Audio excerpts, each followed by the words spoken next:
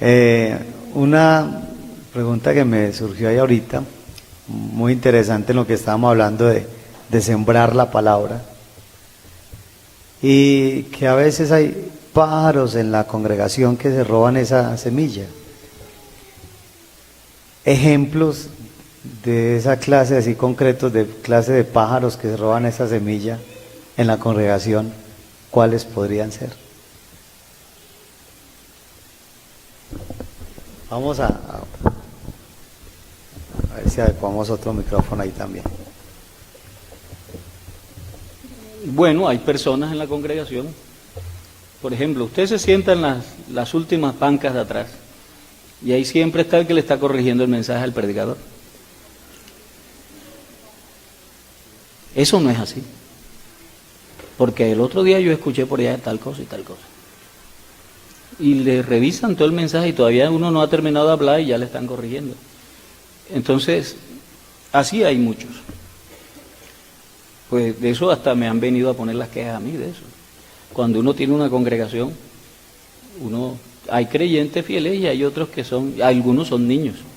Entonces, ese es un ejemplo. Hay, por ejemplo, personas que usted sabe que antes se decía mucho de eso, ahora de pronto casi no tanto, pero, por ejemplo, hay personas que se sientan atrás nada más para meterle conversa a los demás. Entonces usted está así bien, sabroso, oyendo el mensaje, y de pronto el otro dice, hey, ¿tuviste tal cosa? Entonces no te deja oír, y tú no tienes el valor suficiente para levantarte de ahí y irte más para adelante. Y no oyes nada porque el que está ahí te mete conversa. Y te mete conversa y te mete conversa. Incluso eso puede pasar a cualquier nivel, que uno está sentado al lado de alguien que le gusta hablar. Y entonces habla de cualquier cosa y no lo deja uno oír. Y por eso es que casi siempre es aconsejable sentarse adelante. ¿Verdad? Y uno se lo dice a los amigos, venga hermano, amigo, siéntese acá adelante. Porque es que hay quienes son expertos en no dejar oír a los demás. A otros van a mirar todo lo que sucede alrededor. Entonces son personas que estorban. Ahora, eso, diría yo que eso es normal. Normal por la parábola que les dije. Hay quien le conoce los defectos a los demás y entonces cuando usted enseña algo, porque no necesariamente cuando el pastor enseña, porque el que es así, todo el que enseña, él le critica.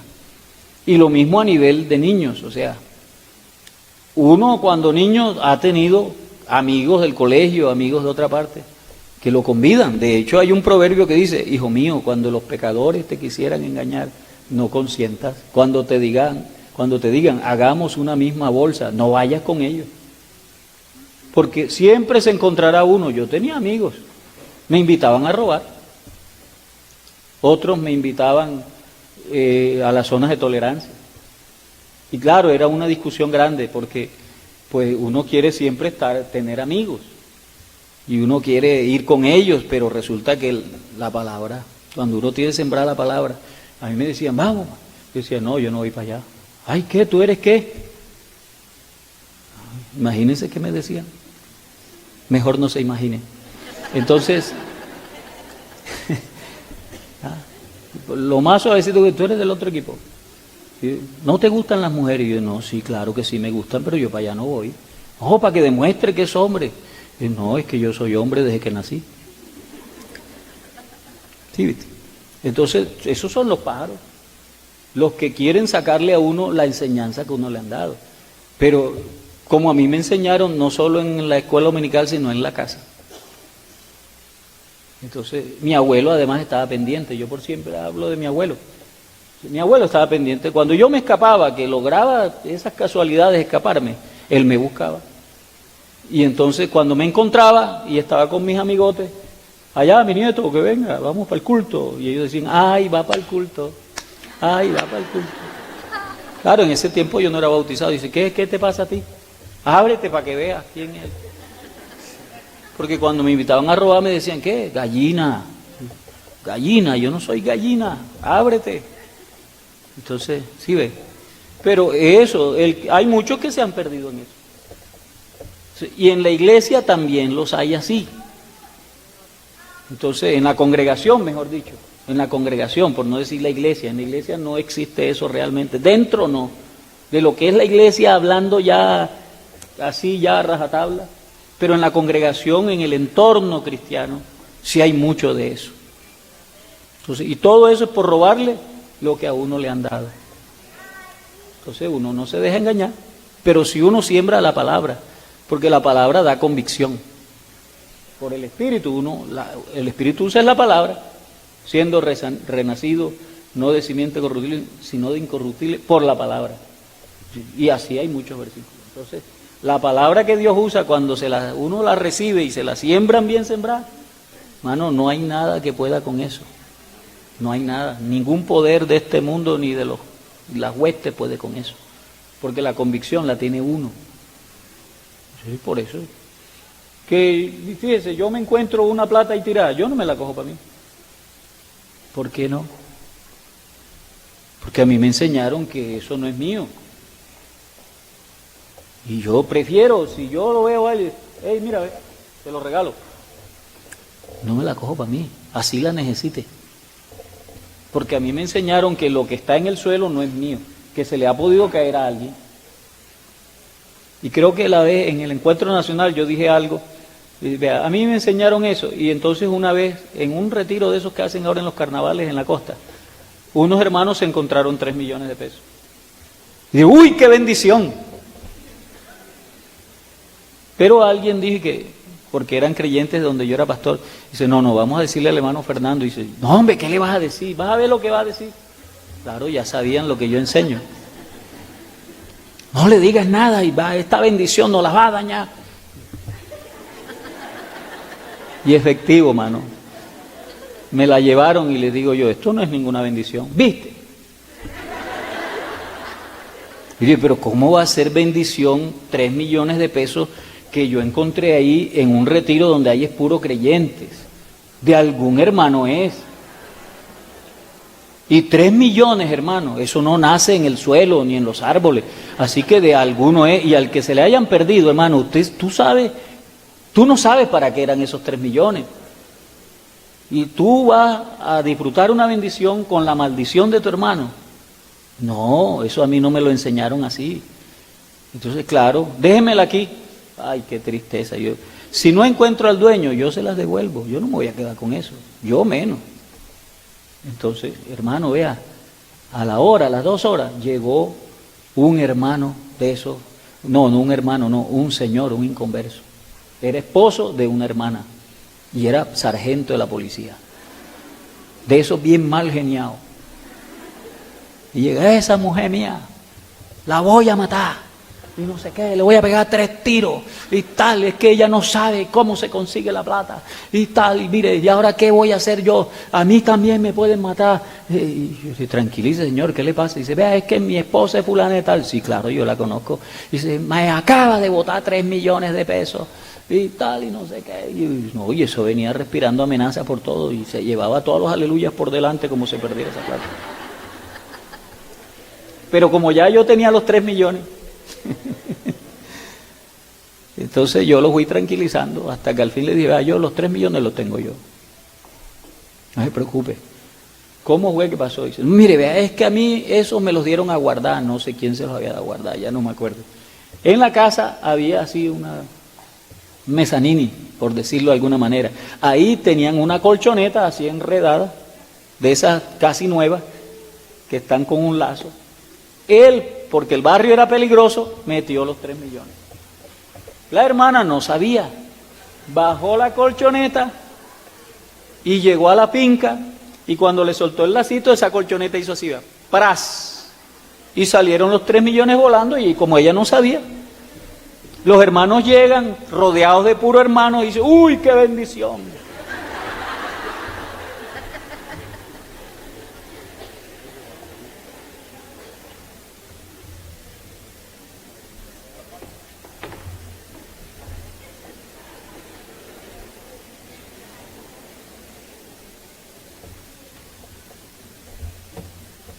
Qué bendición, vea. Dios es bueno, ¿cierto? Gloria a Dios. ¿Este es suyo, mami? Ah, este es de Bueno, Dios los bendiga. Qué bendición la palabra.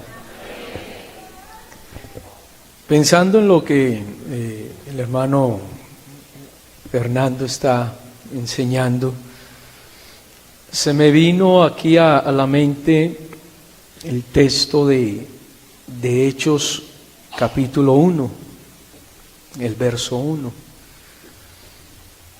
donde Lucas dice: en el primer tratado, oh Teófilo, hablé acerca de las cosas que Jesús comenzó primero a hacer y luego a enseñar. Y meditaba en todo esto y claro, una cosa es decir y otra cosa es aplicar, practicar. Nosotros tenemos un maestro por excelencia, que es nuestro Señor Jesucristo.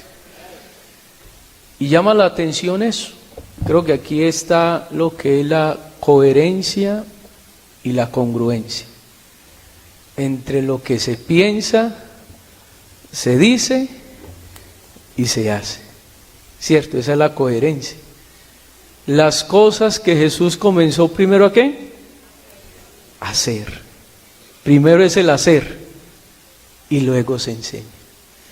Y creo que el maestro es llamado precisamente a eso. Que los alumnos, que los niños, los adolescentes, primero vean en ese maestro una autoridad, porque vive la palabra. Porque es muy fácil uno enseñar la palabra, pero lo difícil no es tanto enseñar las cosas, sino vivirlas, el hacer primero. ¿Por qué Jesús tenía autoridad? No le podían, a él le dijeron: no por buena obra te apedreamos. Lo querían apedrear. No lo acusaban por lo que él decía, porque los hombres veían en Jesús un hombre de autoridad. Lo que él enseñaba, lo vivía. Esta doctrina la enseñas con autoridad, porque veían en Jesús alguien diferente. No enseñas como los fariseos. Algo veían en los fariseos, que decían cosas pero no practicaban las cosas, que enseñaban la ley, la doctrina mosaica, pero no la vivían. Pero en Jesús veían algo diferente. Lo que él enseñaba, la gente lo podía percibir, vivía la palabra. Así que las cosas que Jesús comenzó primero a hacer y luego enseñaba, con autoridad, invitaba a los discípulos a orar, porque lo veían a él ¿qué? Orando. Los invitaba a que lo acompañaran a vigilar, pero el primero que estaba ahí era ¿quién? El Señor. Entonces usted, maestro, es llamado a eso, a enseñar con su vida también, no solamente preparar su sermón, su enseñanza el domingo, presentarla, sino también a una vida en la cual los niños, porque usted tiene un contacto con ellos posible el domingo, ¿cierto? En la clase, en ese momento, pero ¿cuántos niños nos ven diario en el culto? En ese vivir diario de las cosas, y él está ahí aprendiendo del maestro. El maestro está allá, ese día le tocó la cafetería y ese niño entró con sus padres. Bueno, ¿cómo está viendo ese alumno al maestro ahí? ¿Cómo está viendo la reverencia del maestro? Porque preparamos la clase. Ese día llegamos, vamos a dar una clase de la reverencia del culto.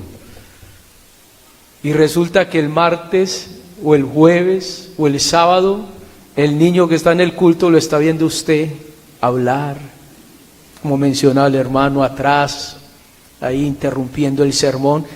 ¿Qué pensará el niño? Pero mi maestro me habló de la reverencia del culto y lo está observando usted.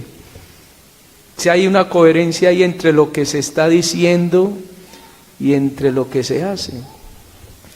Creo que ese maestro no es maestro solo del domingo, porque él está enseñando. Es un maestro de todos los días, porque el niño siempre va a estar observando cómo estás. Ese día te tocó el culto, participar de algo. Bueno, imagínese, estamos hablando de ciertos temas, de la reverencia a Dios, y yo en el altar ahí chateando. ¿Qué pensará el niño? Porque mi maestro me enseña la reverencia en el culto, pero yo estoy observando algo que diferente. Por eso aquí el texto llama la atención como Lucas inicia las cosas que Jesús comenzó primero ¿a qué? A hacer. Y luego dice a enseñar. Porque ahí está la autoridad. Así que maestros, somos maestros no solamente de una clase, de un momento ahí, de un espacio que podemos tener 30 minutos, 40, una hora en la clase. No, somos maestros en todo el tiempo. Quería aportar esto, Dios los bendiga.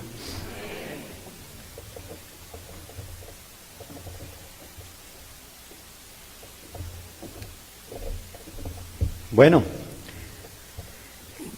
¿quién va a aprovechar este momentico? Nos quedan unos minuticos para que aprovechemos. Si alguno tiene algún otro aporte, ahí está ya el micrófono, o alguna pregunta, bien puede hacerlo, porque vamos a aprovechar también acá a nuestro hermano Fernando, y creo que no en todos momentos tenemos estos espacios. Así que algún maestro que tenga algún aporte o alguna pregunta para hacerlo en este momento, levante la mano, puede hacerlo. Están muy tímidos estos maestros esta mañana. Bueno, entonces se va a cerrar bueno, por acá tenemos, bueno, bien, pues ahí está el micrófono. ¿Alguien más se puede ir acercando ahí para que tengamos este espacio, estos minuticos lo aprovechemos bien al máximo? Si alguien más se puede ir acercando de una vez. Dios les bendiga. Amén. Bueno, ¿su nombre, hermana, y de dónde? Mi nombre es Juliet, de la congregación de Alfonso López. Amén. Pues es algo sobre lo que dijo el hermano Fernando, de motivar a los maestros, a los hombres a ser maestros. Entonces nos encontramos mucho con que no les gusta. Entonces uno les dice, hermano, para que sea maestro. Ah, no, hermana. Entonces, ¿qué nos sugiere él? O qué estrategia cree él que sea posible o sea necesaria para motivar a un hermano a querer ser maestro? Bueno, cuando yo lo dije, no me refería tanto ya, en el caso de ustedes, a los adultos, porque ya a los adultos le correspondería al pastor, pero sí desde los niños que enseñan o los adolescentes, estimularlos por medio de la enseñanza de la palabra. O sea, yo creo que los muchachos admiran mucho a los predicadores. De hecho, esos términos que yo uso a veces es que me los dicen ellos. Por ejemplo, que el predicador es letal. Eso es invento de los muchachos. Que el predicador bomba. Y los admiran y les dan seguimiento. Y ellos saben quién predica la palabra. Ellos sí saben. Ellos saben quién le inventa el sermón del otro. Y dice, eso está en YouTube. Eso está en no sé qué. Ese es un corte y pega. Ya ellos saben. A mí una vez un joven me dijo, yo admiraba mucho a fulano como predicador, pero un día se me cayó del trono. ¿Por qué? Porque él expuso un sermón y dio a entender que era de él. Y él se emocionó con el sermón y todo, pero después lo vio en YouTube a otro predicador, más viejo que el otro, y era copia de su original. Entonces se le cayó, porque ellos sí saben y están pendientes. Entonces yo creo que en el caso de los maestros sí pueden estimular, por ejemplo, a la lectura de la enseñanza. Para eso son las herramientas que se le dan aquí. Por ejemplo, por eso yo no estoy en contra de las herramientas. Yo lo que digo es que no sustituya la palabra con las herramientas. Pero sí hay herramientas, por ejemplo, el canto, la música, es una herramienta. pero no sustituye la palabra. Entonces a veces el canto que usted canta no es el mejor. Por ejemplo, yo escuchaba lo que decía el hermano.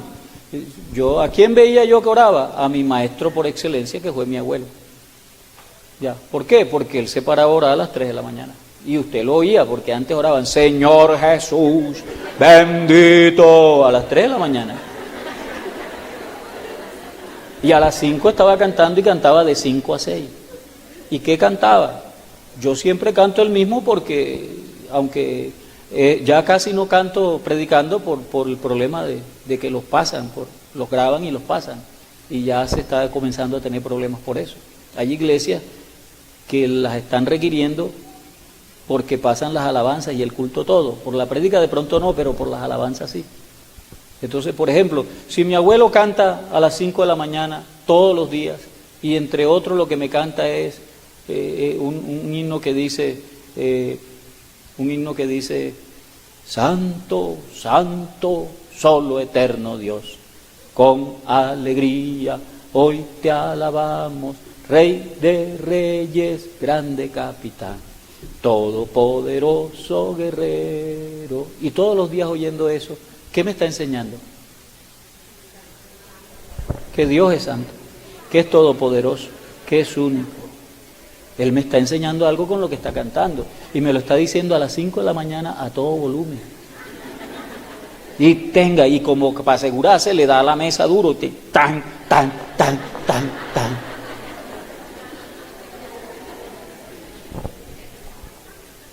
Si yo me levanté en una iglesia donde llegaban todos los misioneros, ¿usted por qué cree que yo quería ser misionero? Porque yo estoy en ese ambiente. Y desde niño se me metió en la cabeza y en el corazón que yo quería ser misionero. Dios me lo concedió. Dios me llamó y yo estuve en el extranjero. Algunos han dicho que yo estoy frustrado porque yo dije que si me mandan otra vez me voy. Pues es que eso es lo que yo soy. ¿Viste? Porque yo hago de acuerdo a lo que yo soy. Entonces, si usted muestra como maestro, que era lo que decía el hermano, un ejemplo del amor que usted le tiene a la palabra, y tiene una clase de niños, por ejemplo, ¿qué cree que va a aprender el niño? A amar la palabra. Él querrá ser como usted que es de tan buen predicador o enseñadora que es usted. Entonces, a eso me referí, porque ya a los adultos, eso déjeselo al pastor, porque el pastor es el que tiene que buscar la mecánica para motivarlo, o aunque sea para mandarlo. Porque es que el pastor se da cuenta quién puede servir y quién no. Y entonces de pronto él no quiera, pero él lo puede forzar. ¿Y para qué lo fuerza? Para que él se dé cuenta que él sí tiene un don. ¿Sí? De pronto usted no le haga caso, pero al pastor sí le hacen caso. Y aunque sea por pena, él va a aceptar. Y el pastor no lo nombra porque por emocional o no.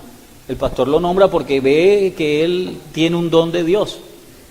Y entonces lo nombra, y aunque él a veces no quiere, pero acepta, en el ejercicio él se da cuenta para lo que es bueno. Y eso sí ya es trabajo del pastor. Pero en ustedes es sembrárselo al niño que usted enseña, al adolescente que usted enseña. Muéstrele su amor por las Escrituras. Yo aprendí a amar las Escrituras porque yo tuve pastores que amaban las Escrituras, además de mi abuelo. Entonces, yo tuve un pastor que él predicaba 2 horas y uno quedaba pidiendo. Entonces, y he tenido gente que lee la Biblia. Y usted oye, por ejemplo, escuchaba al hermano Eliseo recitando Biblia. Una vez un predicador de esos gritones predicó y no logró mover a la gente en una convención. Y llegó el hermano Eliseo nada más caminando así y mencionando Biblia. Y se prendió el coliseo. Y yo digo, yo quiero ser así. ¿Cierto? Que sin gritar la gente se emocione correctamente, claro, hablando. Porque uno no está en contra de las emociones, sino de los que manipulan las emociones. Hay momentos de emociones y otros que no. Entonces, porque yo cuando oigo a alguien predicar, yo estoy así, ¿verdad? Yo no me pongo ni en bendición, ni hablo en lenguas, ni nada, yo estoy así, yo estoy aprendiendo. Entonces, cuando yo veo que alguien es muy bueno y dice, Señor, yo quiero ser así. ¿Para qué? No para que me den fama, para ser útil. Entonces, porque si él logra un propósito grande, yo también quiero lograr propósito. Entonces, sí, yo creo que uno con el ejemplo, como decía nuestro uno puede hacer mucho, porque entonces los demás se darán cuenta de eso.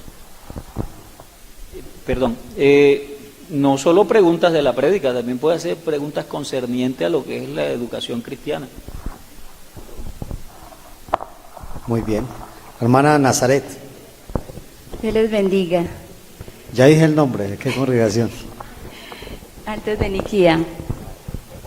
Hermanos, referente al tema de sembrar la palabra y lo que el hermano abordaba ahorita, yo quiero preguntarle al hermano, ¿cuáles son los pájaros más agresivos que usted identifique al interior de la familia, que estorban que esa palabra sea sembrada y dé frutos?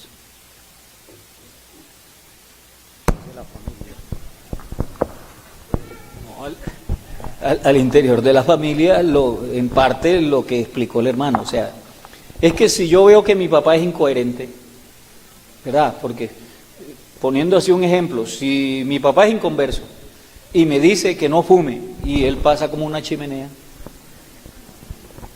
entonces, en el trato, por ejemplo, si mi papá no ama a mi mamá, porque incluso por eso digo, si en el hogar los dos se supone que son creyentes, son bautizados, llenos del Espíritu Santo, y resulta que él es brusco con su mujer. ¿Usted cree que a mí me gusta? A mí no me gusta que mi papá gritara a mi mamá, porque es que es mi mamá. Y aunque yo lo admire, ya pierdo la admiración cuando él grita a mi mamá, porque es mi mamá. No es la de él, es la mía. Y entonces si él la grita, a mí no me gusta. Y si le alza la mano, menos me gusta. Y si le anda diciendo que es una bruta, tú no haces nada. Pero ¿cómo así que no hace nada? Si yo veo que me hace la comida, me lava la ropa, porque en el tiempo mío era así, y hasta me tira el manduco de la ropa, no importa, es mi mamá. Entonces, ¿verdad? Pero eso es lo que no me deja creer, o sea, no me deja creer que él diga que él es el más consagrado. En la iglesia lo tienen como el hermano amor. Invita a todas las hermanas y les da empanada y les da chicha cuando se acaba el culto, pero a mi mamá, aunque saluda a todas las mujeres de la iglesia, un beso aquí en la mejilla, ni a mi mamá la saluda así, ni a mi mamá le brinda nada, pero en la iglesia a todo el mundo le brinda. Entonces yo me estoy mirando y cuando yo voy y le pido algo, no tengo plata. Eso, unos pájaros bien agresivos. ¿Por qué? Porque eso no me deja creer a mí. Eso hace que la palabra no encuentre cabida en mí. Dice, no, pero es que, mira, mi papá no le hace, la palabra no le hace nada. Entonces, yo creo que más o menos por ahí va la cosa, ¿no? Es decir, lo que usted expresa puede ser, es un ejemplo de algún tipo de violencia que se presenta al interior de la familia, el maltrato psicológico, palabras que denigren al otro, que lo aplasten, ¿cierto? Sí, eso es contrario a la palabra. Eso es contrario a la palabra. La Biblia dice, maridos, no seáis ásperos con vuestras mujeres. Y a eso se refiere. Y viceversa. Claro. También. Muchas gracias. Sí, porque no dice cónyuge, sino a los maridos. Pero entonces dice a las mujeres, le dice, mujeres, respetad a vuestros maridos. Pero resulta que mi mamá no respeta a mi papá. Entonces esa me duele más. Sí, claro, o sea, todo lo que por eso el hermano lo resumió, dice que no haya coherencia en el hacer con el ser. Ahora, si el hacer dice lo contrario de lo que yo digo que soy, entonces que yo no soy. Porque si yo soy, no me costará dificultad ser. Pues, si yo soy, o sea, el que hacer mío será acorde al ser. Porque usted no hace que un palo de limón dé mangos, ni que lo amenace con un machete ni con un revólver. Dice, si no te echas mango, te levanto a plomo. ¿Echará mangos el palo de limón? ¿Por qué no? Porque es limón, ¿viste? Entonces, si él es cristiano, él será coherente en sus actos, en todo el quehacer cotidiano de la familia. Pero si él empieza a hacer otras cosas, es que él no se ha convertido. Y no invente, porque no se ha convertido. Es que por sus frutos los conoceréis. Por eso hay que sembrar la palabra. Si usted siembra la palabra, ¿qué recoge? el fruto de la palabra. Bueno, Dios les bendiga. Mi nombre es Johan y vengo del Carmen de Iboral y quisiera preguntar si, bueno, hay una gran preocupación, por lo menos en mi iglesia, y no sé si la misma situación la tienen ustedes. El hermano mencionaba ahora algunos niños que tuvieron muy buen resultado y que en este momento pues son pastores. Entonces, la pregunta es,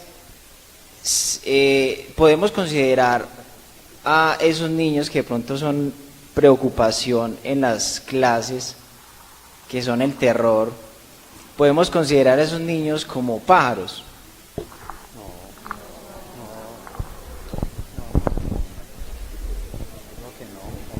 No, ¿por qué no? Porque ellos están en un proceso. Entonces, incluso el inconverso que llegue a un culto y se porte mal, eso es normal. El pájaro es el que, siendo un creyente, que todo el mundo dice que es creyente, porque la Biblia dice, no andéis con aquel que llamándose hermano sea fornicario o sea ladrón. Dice, no con los fornicarios de este mundo, porque entonces tendrías que salir del mundo. El problema es el que pasa como creyente, el que ya está bautizado, ya tiene cargo, y se pone aquí a criticar al pastor. El pastor puede tener 100.000 defectos, pero eso no le da derecho a ningún creyente a criticarlo. ¿Por qué? Porque realmente no está criticando al pastor, está criticando a Dios, que lo sostiene ahí a pesar de todo su mal comportamiento. Porque ese es el problema, o sea, el problema es ese. ¿Por qué a Saulo se le cruzó Jesús en el camino? Claro, porque en sí no estaba persiguiendo a esos creyentes fanáticos, estaba persiguiendo a Cristo, porque nosotros somos el cuerpo de Cristo. Y ningún siervo cae o está en pie sino delante de su Señor, y hasta que su Señor quiere. Si aquí hay un ministro y está haciendo cosas mal hechas, de pronto el supervisor no se da cuenta.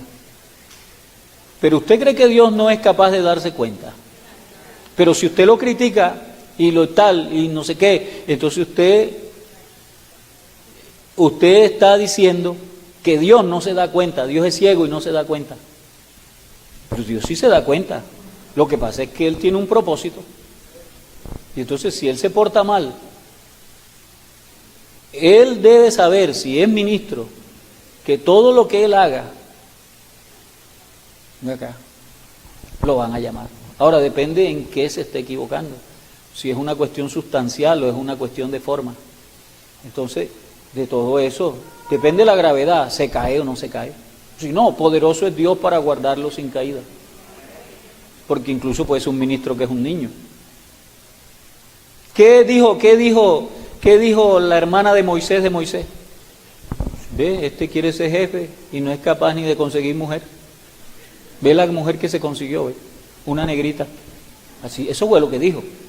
Pero claro, porque de pronto ella era blanquita. Y entonces ellos son racistas. O ellos tienen un mandamiento que no se mezclen. ¿Cierto? Todo eso hay que mirarlo. Entonces, porque eso es lo que dice, lo murmuraron de él porque tenía una mujer cusita. Y los cusitas son de etnia negra. Entonces, son los actuales etíopes. Entonces, ¿qué sucede? Que le están diciendo, ni sabe con quién se metió. Y Dios lo pone de jefe. Está murmurando contra Dios. Porque Dios es el que sostuvo a Moisés, igual que Dios, este es el hombre más fiel. Y Dios no se da cuenta que mira con la mujer que se metió. No, es que Dios, como diríamos ahora, es inclusivo. Y Dios comenzó a incluir a los gentiles desde el principio del mundo. ¿Cierto? Dice que a la mujer le nacerá una semilla que le dará en la cabeza al diablo.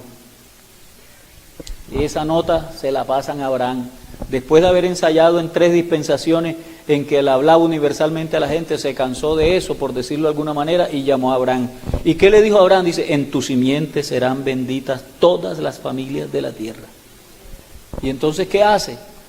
Que cuando Cuando invaden a Jericó, hay una mujer que se llama Rahab la ramera. ¿Y quién se casó con Rahab la ramera? Salmón. ¿Quién era Salmón? Era el tatarabuelo de Booz. ¿Y quién era Booz? El papá de Isaí. ¿Quién era Isaí? El abuelo de David. Ah, viste, ahí nos metió. ¿Y con quién se casó Booz? Con Ruth la Moabita. Es que esa es la línea de la redención. Entonces fíjese, ¿y qué había dicho Dios de los amonitas? No entrarán en mi congregación los amonitas. Pero resulta que mete una amonita, deja que Booz, que era un hombre excelente, se case con la Moabita. Nos está mostrando la voluntad de meternos a nosotros en su programa. Pero entonces va a criticar eso, sin saber, te estás metiendo con el dueño del negocio. Entonces, eso es lo grave, porque la hermana de Moisés salió leprosa, enseguida quedó leprosa. ¿Y quién tuvo que orar por él? El que no sabía conseguir cónyuge. ¿Viste? Entonces, porque es, por ejemplo, David pudo matar a Saúl 50,000 veces.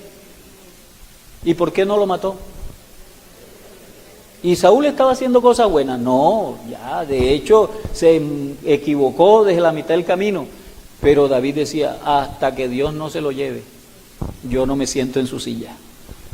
¿Por qué? Porque esa silla la da el Señor. Entonces, le trajeron la noticia, maté a Saúl. Dice, ¿tú lo mataste? ¿Estás seguro? Sí, yo lo maté. Dice, mátenlo. ¿Y por qué? Dice, porque le puso las manos al ungido de Jehová. Es que no es el hombre en sí, es la investidura que tiene. Entonces, eso es autoridad. Y eso es lo que uno respeta. Entonces, ¿qué tienes tú con referente a los muchachos que enseñas? Autoridad. Eso fue lo que nos dijeron ahorita. Autoridad. ¿Y cómo conservas la autoridad? Siendo coherente entre lo que eres y lo que haces. Entonces, no, yo tengo un niño ahí que está viniendo, es hijo de padres inconversos o de padres creyentes, pero él es un pecador. Así que él no es pájaro ni es escopeta, él es un pecador. Que yo lo voy a coger en mis manos con la habilidad que yo tengo y lo voy a hacer una nueva criatura.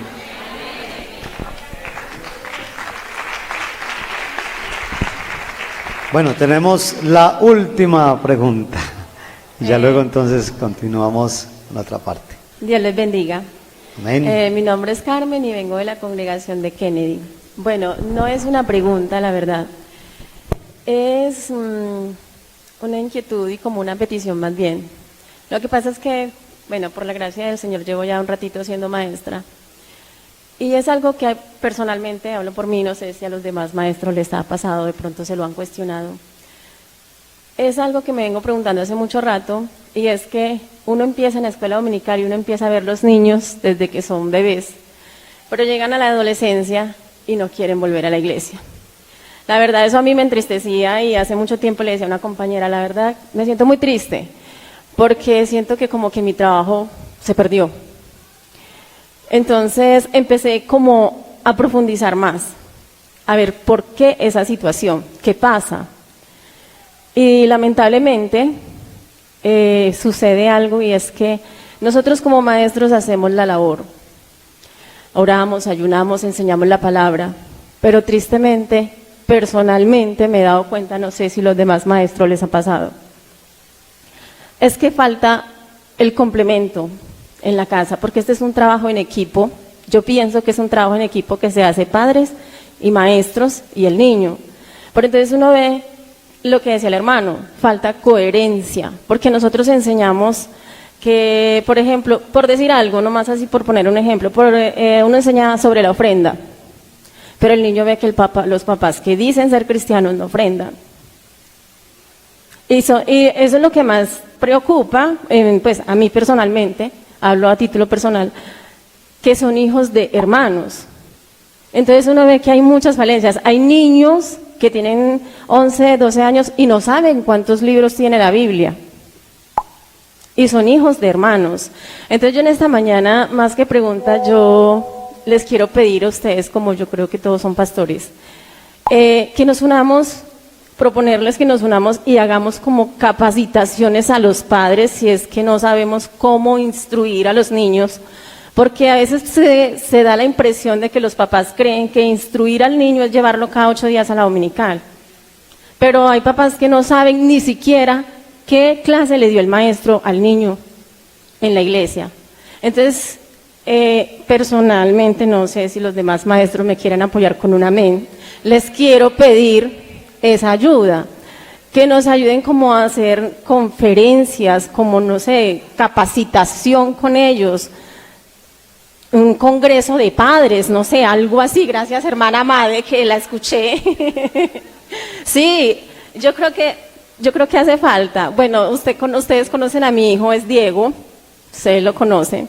Gracias a Dios, es un fruto de escuela dominical. Acá hay maestras que les dieron clase, por aquí están, que le dieron clase, pero también hubo un acompañamiento en casa. Y lo que decía el hermano, cuando la palabra está sembrada, mi hijo es un psicólogo, gracias al Señor, el Señor le regaló esa carrera, pero no lo desestabilizó la carrera. Acá tengo una compañera que está estudiando psicología, no se ha desestabilizado, porque cuando la palabra está sembrada, no importa la universidad, no importa, nada te afecta, porque ahí está la palabra de Dios. Pero lamentablemente en estos tiempos uno ve que la palabra escasea en los hogares. Entonces yo sí creo que hace falta. Dios les bendiga. Amén, hermana, muchas gracias por su aporte. Ahí sí se animaron, vea, ya están levantando la mano, ya hay otras 3 manos levantadas y tenemos todavía algo para hacer en esta mañana. Entonces, bueno, última, ahora sí. Vea, gracias, hermana, por el aporte. Yo quiero hacer una pregunta, porque tal vez no, con eso no vamos a cubrir toda la necesidad que hay en los hogares, pero al menos hay una iniciativa. ¿Cuántos de acá llevaron o conocen lo que es el proyecto Noé? ¿En cuántas congregaciones lo estamos desarrollando? Amén. Y creo que es algo, ¿cierto? Porque uno de todas maneras es un aportecito que se hace, y el proyecto Noé busca fomentar el altar familiar en los hogares, que también, como ahorita el hermano mencionaba, de costumbres que se han venido perdiendo, pero que hace años se hacían. Es algo muy bonito, que la familia se reúna un momentico, que los mismos niños participen. Nosotros tenemos la experiencia con nuestros niños que están pues pequeños, tienen 7 y 5 años, y ellos mismos son emocionados. Vamos a hacer el altar familiar, van y buscan la Biblia, y ellos son los que participan. Entonces yo creo que pues aunque ustedes como maestros tal vez no les compete mucho esa parte, no más como los pastores, pero qué bueno que también desde esta parte de escuela dominical podamos motivar el altar familiar, que es algo que puede ayudar en parte. Hermana. Dios les bendiga. Mi nombre es Mariluz, de la Congregación de 5 Estrellas en Bello. Mi pregunta tiene relación con la inquietud que maneja la hermana. El hermano mencionaba ahora en la predicación acerca del seguimiento que se debe hacer, ¿cierto? Entonces, hermano, ¿cuáles serían las pautas para ese seguimiento? O sea, me parece que nuestros adolescentes se van, y es por eso, porque pronto nos falta eso, como esa parte, el seguimiento. Dios les bendiga. Bueno, aunque ese ya sería un sermón aparte y largo, pero así en breves palabras. El maestro tiene una injerencia tan grande, que lo que decía la hermana, o sea, yo debo ser maestro aunque los papás que entre comillas son cristianos no enseñen a sus hijos, porque entonces ¿cómo haría yo con los hijos de inconversos? ¿Ve? O sea que no es del todo eso la realidad. Ahora, la iglesia sí hace programas de familia, la iglesia hace programas de Dorcas, la iglesia hace programas de niños, la iglesia hace de todo, o sea, la iglesia hace todo eso. Lo que pasa es que yo no puedo creer por los demás, pero el trabajo que yo hago sí debo hacerlo lo mejor posible para ganarme a los más. Ahora, eso no necesariamente quiere decir que todos se van a salvar, porque en la Biblia implica, la misma palabra implica y da a entender que no todos van a ser salvos, porque eso también depende de la decisión de las personas. De hecho, las personas son las que deciden en dónde ponen la fe. Entonces, hay gente que ha sido incluso bautizada en nuestra iglesia y uno que otro termina ya en la Trinidad. ¿Por qué? No de pronto porque crean en la Trinidad, sino porque les gusta la forma. Entonces, hay gente que se deja llevar por las formas. Entonces, el seguimiento implica que no solo es la lección. ¿Se acuerda que Escuela Dominical, creo que fue la que hizo un programa, dice, más allá del domingo? Entonces, más allá del domingo, ¿por qué? Porque, fíjese, algunos que son pastores en la actualidad, incluso antes de mí o en la época mía, ellos, o sea, como el maestro salía a la calle, se iba a un sector de la ciudad y empezaba ¿a qué? A evangelizar con los niños. Pero entonces, no solamente evangelizaba al niño, evangelizaba al padre del niño. ¿Sí? Si el niño, la mamá no le prestaba atención por A, B, ese motivo, entonces el maestro bañaba al niño. No sé cómo lo lograríamos hacer en este tiempo, pero en ese tiempo era así. La parte del seguimiento era que el maestro o la maestra, si tenía que bañar al niño, si tenía que buscarle la ropa al niño, entonces eso se hacía. Y se le daba un testimonio de servicio a la familia. Muchos adultos vinieron viendo que el maestro hacía eso con los niños. Y muchos adultos vinieron. Y de ahí salieron, incluso en la actualidad, hay hogares que se creyeron así. Y son ministros. ¿Por qué razón? Y son buenos. ¿Por qué? Porque desde niños los enseñaron a eso. Entonces, a nosotros nos enseñaron a servir. A veces no servimos, en el sentido correcto de la palabra. O sea, hacemos un trabajo, pero no prestamos un servicio. Y nuestra vocación es de servicio. Porque esa es la vocación nuestra, somos servidores. Y servidores de cualquier clase de servicio. O sea, nosotros somos de los que cogemos la escoba, el trapero, lo que haya que hacer. Porque a veces hay que pagar un precio para ganarse a alguien. Entonces ahora, de pronto, nos estamos quedando un poco en eso. De hecho, yo prediqué sobre lo que es el servicio en la obra misionera como raíz, porque el lema nuestro es raíz y linaje, y yo prediqué en la convención sobre la raíz y el linaje de las misiones. Yo decía que a un misionero le toca barrer, trapear, arreglar el salón, y algunos dijeron que eso era denigrante. Yo le dije, bueno, eso es porque nunca han sido misioneros. Porque si usted va a un lugar donde no hay creyentes y le dan el dinero exactico, ¿a quién cree usted que le toca hacer el aseo? Porque no hay dinero para pagarle a alguien que lo haga. Y si no hay creyentes, pero el gran problema de este tiempo es que usted, un creyente, usted le dice, barra el templo y tiene que pagarle. Hasta las primas tiene que pagarle, porque algunos salen demandando a la iglesia porque prestaron un servicio. Entonces dice, ¿por dónde vamos? Claro, eso es cuestión del tiempo que vivimos. Pero sin embargo, a pesar de eso dice, predica la palabra. Porque la palabra, usted no tiene que mirar quién se salva o quién se pierde. Ese no es problema suyo ni mío. Pero si usted cumple su ministerio de maestro, ¿verdad? Todos tendrán la oportunidad de saber cómo salvarse. Y Dios hará el resto, porque el que da el crecimiento a su trabajo es Dios. Aquí en la iglesia hacemos programas, porque ¿qué es el programa que no hacemos aquí? El distrito tiene miles de programas, ¿verdad, hermano Super? Bastantes programas, pero lo que no podemos hacer es obligar a la gente a hacer lo que se les enseña. El pastor predica todos los domingos, es el maestro principal de la escuela dominical. ¿Sí? Y uno predica y predica y predica y predica. Pues de pronto algunos emocionan a la gente, pero la mayoría predicamos la palabra. Entonces, el maestro debe predicar la palabra. Y son trabajos que se complementan. El trabajo del pastor, el trabajo del maestro, el trabajo de los padres. Pero yo debo procurar hacer mi trabajo tan efectivamente que aunque el padre lo estorbe, yo salga ganando. Ya, sin mirar si lo hacen bien o mal, porque si no empezaremos a juzgarnos los unos a los otros. Ya. Gloria a Dios por los papás que hacen el trabajo. En este tiempo hay algunos que no tienen tiempo para hacer el trabajo. porque eso dicen, ¿verdad? Trabaja la mamá, trabaja el papá, trabaja todo el mundo. En ese hogar, como dice una canción de Zacarías, cuando le predicaron al niño del infierno, dice, no, el infierno está en mi casa, dijo. Entonces, claro, él sale del infierno a la escuela dominical, él aspira a que su maestro supla esa necesidad.